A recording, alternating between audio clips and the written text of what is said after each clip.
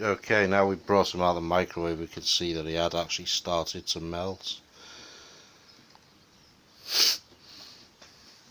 Jesus Christ, it stinks. Don't try this at home, folks, even if you're bored with lockdown.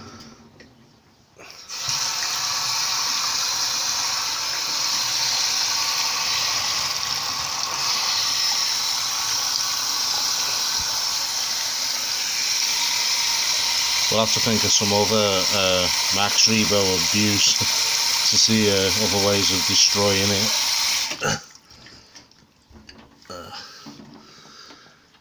Melted Max Rebo. Melted and warped and microwaved.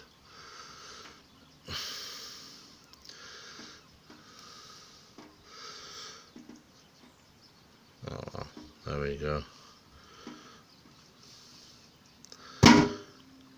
So that's me, anyway. So, what have you been doing to amuse yourself during lockdown?